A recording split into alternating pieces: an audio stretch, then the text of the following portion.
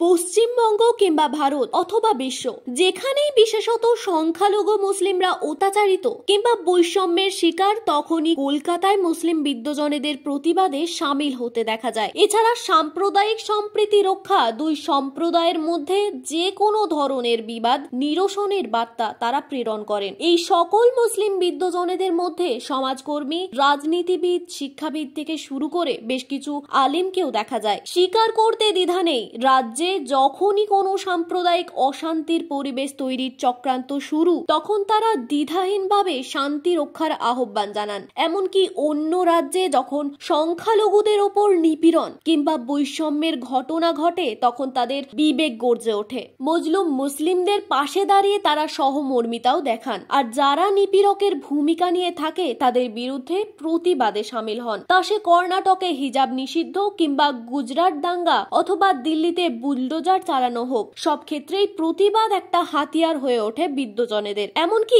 এ রাজ্যে যখন বিজেপি কিংবা তার দোসর বিশ্ব হিন্দু পরিষদ বা বজরং দল অথবা RSS যখন রাম নবমীর নামে সাম্প্রদায়িক দাঙ্গা হাঙ্গামা বাধায়, তখন রাজ্যে শান্তি বিরাজের জন্য মুসলিম বিদ্বজনদের আহ্বান করতে দেখা যায়। এমনকি জাতি ধর্ম নির্বিশেষে সাম্প্রদায়িক দাঙ্গা হাঙ্গামাকারীদের বিরুদ্ধে ব্যবস্থা নেওয়ার জন্য রাজ্য সরকারের কাছে আর্জি জানানো হয়। উদ্দেশ্য একটাই, রক্তপাত বন্ধ করা। বলতে দ্বিধা নেই, বাম আমল থেকে শুরু করে হাল আমলে তৃণমূল সরকারের সাম্প্রদায়িক দাঙ্গায় বহু প্রাণ গিয়েছে এমন নজির নেই। এ মূলে কিন্তু শুভ বুদ্ধি সম্পন্ন মানুষদের সম্প্রীতি রক্ষার মানসিকতা। তার ফলে কোনো দাঙ্গার উপক্রম হলেও রাজ্য সরকার কড়া হাতে তা দমনে লেগে পড়ে। এটা নিঃসন্দেহে বর্তমান মমতা বন্দ্যোপাধ্যায়ের সরকারের এক বড় কৃতিত্ব। কিন্তু তবু এই রাজ্যের মুসলিমদের বহু প্রাণ অকালে ঝরে যাচ্ছে, আর তা ঘটছে রাজনৈতিক সংঘর্ষের কারণে। সেই রাজনৈতিক সংঘর্ষের শিকার হওয়া মুসলিমদের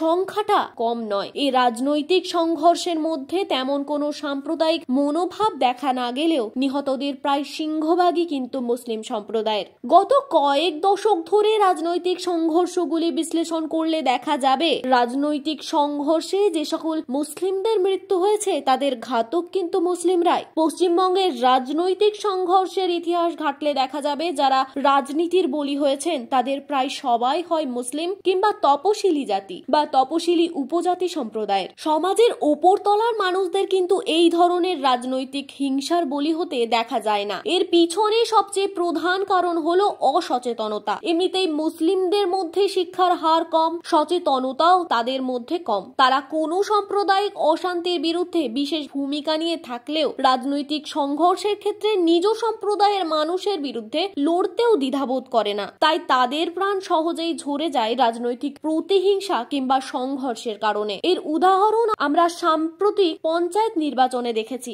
যে প্রায় 50 জনের মৃত্যু হয়েছে, তাদের সিংহভাগই কিন্তু মুসলিম, আর তাদের মৃত্যু হয়েছে মুসলিমদেরই হাতে। রাজনীতি করতে গিয়ে নির্মমতার নিদর্শন হয়ে উঠেছে গ্রাম বাংলার মুসলিমরা। বগটুই কাণ্ড দেখলেই তা স্পষ্ট হয়ে যাবে। সেই ট্র্যাডিশন কিন্তু সমানে চলছে। সর্বশেষ উদাহরণ দক্ষিণ 24 পরগনার জয়নগরের দলুয়াখাকি। দলুয়াখাকিতে শাসক দলের এক মুসলিম নেতা ফজরের নামাজ পড়তে যাওয়ার সময় গুলিবিদ্ধ হয়ে নিহত হন, আর যারা মেরেছে তারা কিন্তু সবাই মুসলিম। এমনকি এই খুনের প্রতিক্রিয়ায় বগটুয়ের মতো যে 20-25টি বাড়ি আগুনে পুড়িয়ে ফেলা হয়েছে, তাদেরও সবাই কিন্তু মুসলিম। এক্ষেত্রে কিন্তু রাজ্যের মুসলিম বিদ্বজনের মন কেঁদে ওঠে না। যারা কথায় কথায় নানা ঘটনার বিবৃতি দিয়ে থাকেন, তাদের মুখে এই ধরনের হত্যার নিন্দা করতে দেখা যায় না। এমনকি মুসলিমদের প্রতি কোনো বার্তাও দেয়া হয় না, তারা যেন এ ধরনের আত্মঘাতী হিংসার পথে না এগোন। অথচ আমরা একটু বিশ্লেষণ করে দেখলে বুঝতে পারা যাবে কিভাবে রাজনীতির নামে মুসলিমদের অবাধে প্রাণ যাচ্ছে। তা সে নির্বাচনের সময় হোক কিংবা তার নির্বাচন পরবর্তীতে হোক কিংবা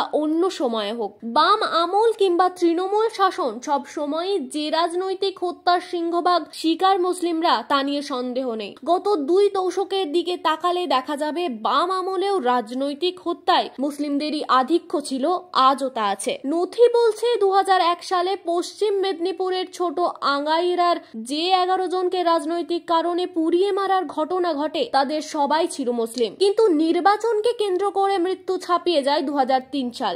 2003 সালে পঞ্চায়েত নির্বাচনে প্রাণ হারালো 76 জন। 2013 সালের পঞ্চায়েত নির্বাচনে প্রাণ হারান 39 জন। 2018 পঞ্চায়েত নির্বাচনে নির্যাতনে প্রাণ হারিয়েছে 29 জন, আর 2023 সালের গ্রাম পঞ্চায়েত নির্বাচনকে কেন্দ্র করে প্রাণ হারান প্রায় 50 জন। বলতে দ্বিধা নেই, সকল ক্ষেত্রে নিহতদের তালিকায় সবার শীর্ষে রয়েছে মুসলিমরাই। এই মুসলিমদের রাজনৈতিক সংঘর্ষ থেকে বিরত থাকার জন্য মুসলিম বিদ্বজনেদের সম্মিলিতভাবে আহ্বান জানাতে দেখা যায় না, অথচ আমরা দেখতে পাই এই সকল মুসলিম বিদ্বজনদের মুসলিম সমাজে বিশেষ প্রভাব রয়েছে। দুঃখের বিষয়, তাদের নজর শুধু প্রায় কলকাতা কেন্দ্রিক। কলকাতায় বসে গ্রাম বাংলার দিকে নজর দেওয়ার দিকে অনাগ্রহই স্পষ্টমান। তাই প্রশ্ন ওঠা স্বাভাবিক তাদের ভূমিকা নিয়ে। ছোট আঙ্গারিয়া, বগটুই কিংবা জয়নগরের গ্রাম, কোথাও কিন্তু এই সকল বিদ্বজনদের ছুটে যেতে দেখা যায় না। রাজনীতির ঊর্ধ্বে উঠে দেখা যায় না সেখানে গিয়ে মুসলিমদের বোঝানো রাজনৈতিক সংঘর্ষ থেকে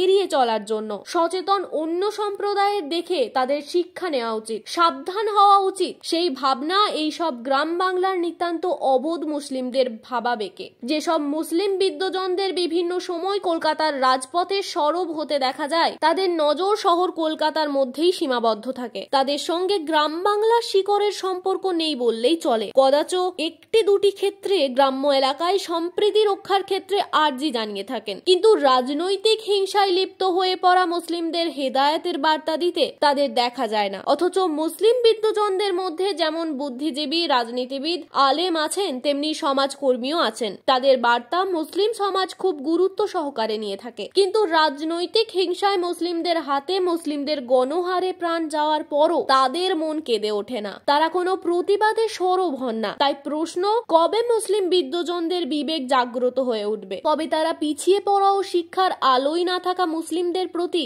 বার্তা দেবেন, ইসলাম হিংসাকে পছন্দ করে না, তোমরাও সেই পথ অনুসরণ করো, রক্তপাত বন্ধ করো। আর সেই বার্তা গ্রাম বাংলার মুসলিমদের কাছে ছড়িয়ে দিতে না পারলে এভাবে রাজনৈতিক হিংসায় মুসলিমদের প্রাণ যেতেই থাকবে।